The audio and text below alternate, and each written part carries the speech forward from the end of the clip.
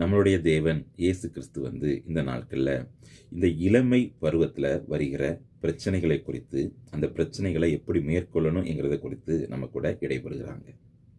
அதாவது வசனம் சொல்லுது, 1 தீமோத்தேயு 4:12 உன் இளமையை குறித்து ஒருவனும் உன்னை அசட்டை பண்ணாதபடிக்கு. அப்போ நம்மளுடைய இளமை பருவத்தில் நம்மளை அசட்டை பண்ணும்படியான காரியங்கள் நடக்கலாம்.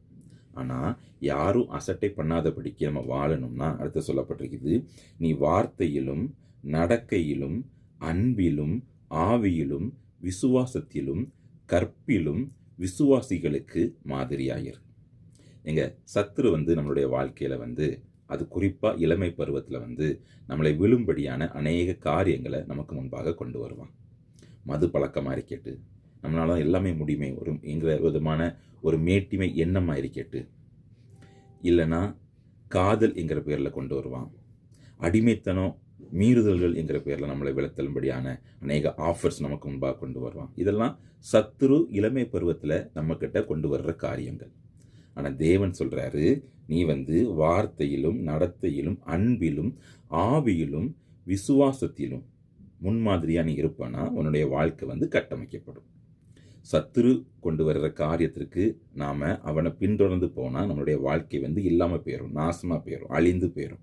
அதே நேரம் தேவன் தருகிற அந்த காரியங்களை பிடித்து நடப்போம்னா நம்மளுடைய இளமை பருவம் அசட்டை பண்ணாதபடிக்கு கட்டமைப்பு உள்ள பருவமாக, அதாவது சொல்லுவாங்க இல்லையா, பரவாயில்லப்பா அவன் வந்துட்டான், கடவுளை நம்பி நின்னான், கடவுளை பிடிச்சி நின்னான், வந்துட்டான் பாருங்கிற விதமான ஒரு சூழலுக்கு ஏதுவாக தான் இருக்கும். அதனால சாத்தானுடைய காரியங்களை வெறுத்து கர்த்தருடைய காரியத்தை பற்றுதலோட பிடித்து கொள்வோம்னா நம்மளை குறித்து தேவன் வசிக்க காரியத்தை சுதந்திரிக்கும்படியாக அது நமக்கு துணை செய்யும்.